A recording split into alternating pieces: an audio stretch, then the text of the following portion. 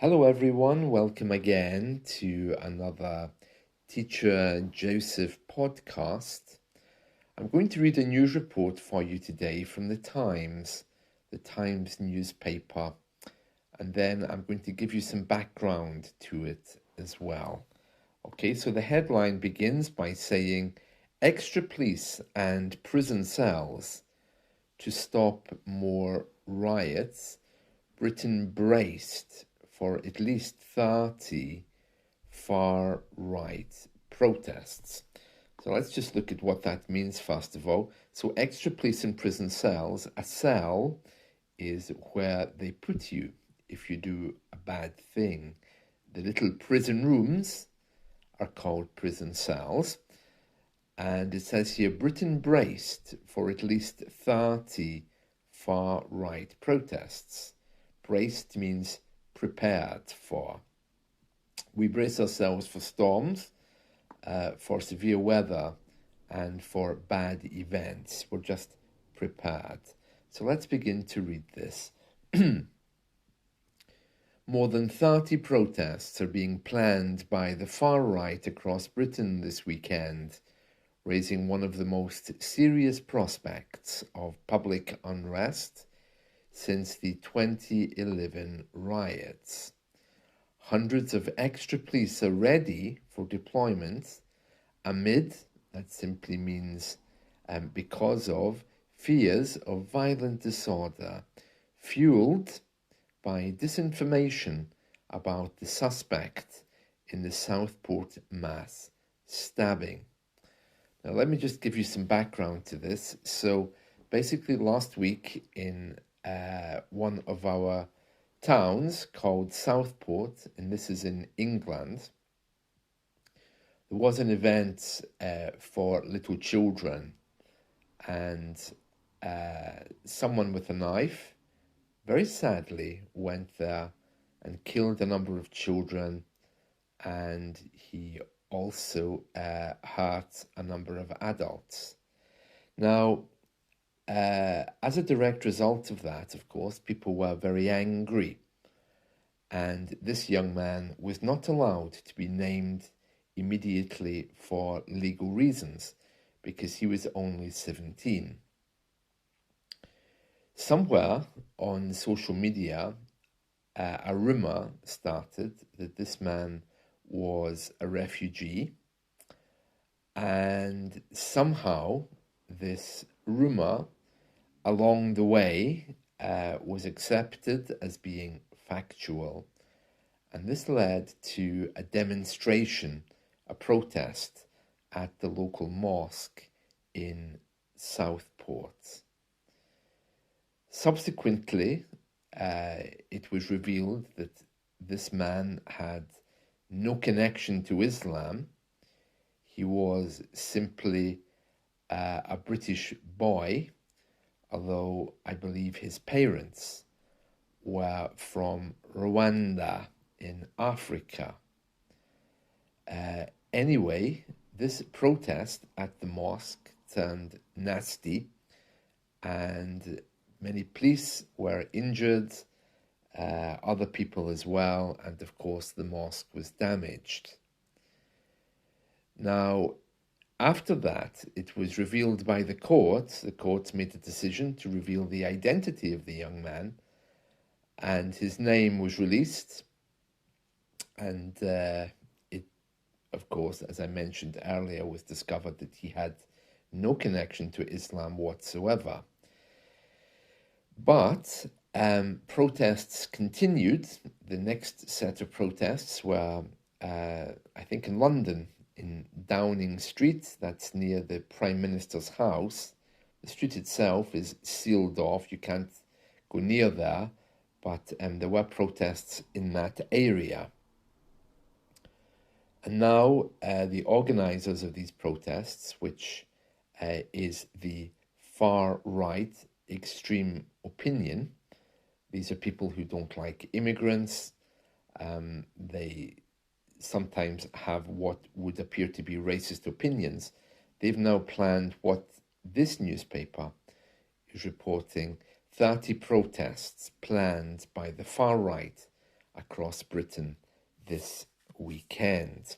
Now, it says here across Britain, however, probably most of these are going to be in England, I would guess, because that seems to be where the problem is across the north of England.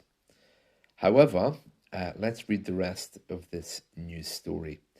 It says flyers, that's leaflets, are being circulated on social media for protests in a number of areas using language such as urging patriots to rise up and declare enough is enough. Mosques are adding extra security after they were targeted in cities including Liverpool and Belfast. Police said they would carry out increased high visibility patrols as a deterrent. Extra officers will be placed on trains and at transport hubs to stop the movement of troublemakers. Prosecutors are on standby and ready to deliver swift justice with an extra 70 prosecutors available over the weekend. The chairman of the National Police Chiefs Council says this will offer a robust and united response. Police will not stand by and let criminals carry out unnecessary violence in our communities. And the Justice Secretary, I assume that's the government's official in this report from the Times, her name is Shabana Mahmood. She's told police chiefs that there is not enough space in Britain's prisons should this disorder escalate significantly. And it says here, under one plan, prisoners may be moved to jails in other parts of the country to ensure enough cells, that's the little rooms where they hold you, are made available for thieves and rioters. Police have already made more than 100 arrests after disorder this week in Southport, Hartlepool in London, and these come after these children were fatally stabbed at a dance class. 2 adults were also seriously injured and 8 other children were stabbed. The man here, who's named in the newspaper as Axel Rudakubana, 17, was born in Cardiff of Rwandan heritage, and he's been charged with murder and attempted murder. It continues, hundreds of rioters have taken to the streets, fueled by fake news about the incident, including disinformation that the suspect was Muslim and an asylum seeker. The anti-fascist organization Hope Not Hate said that as many as 35 protests were due to take place across the UK this weekend under a broad anti-multiculturalism, anti-Muslim and anti-government agenda. There was no single organizer, and many rallies were being locally led with the support of the far right, it said. And then the story continues, and it's very, very sad, of course, and disturbing story. If we just jump over to The Guardian for a moment, this newspaper is leading with another headline saying police braced, we had that word a moment ago, for unrest from the shameful far-right opinion. So it looks like there's no central organizer, but people clearly are of the opinion this is somehow linked to mosques or Islam, or maybe it's just because it's now a wider problem with many people joining in these protests who may have other views related to multiculturalism and Islam. It says here, riot police, this is from The Guardian of today, riot police will be on standby in every force in England and Wales to tackle planned far-right protests this weekend, with religious leaders condemning shameful attempts to bring about hatred after the Southport murders. Muslim, Jewish, Hindu and Christian leaders were among those calling for calm at any demonstration. Warnings that potential escalation of any kind will not be tolerated has also been issued by the police. It just goes on here to say that social media posts wrongly reported the suspect was an Islamic asylum seeker, and that led to protests beginning at a mosque.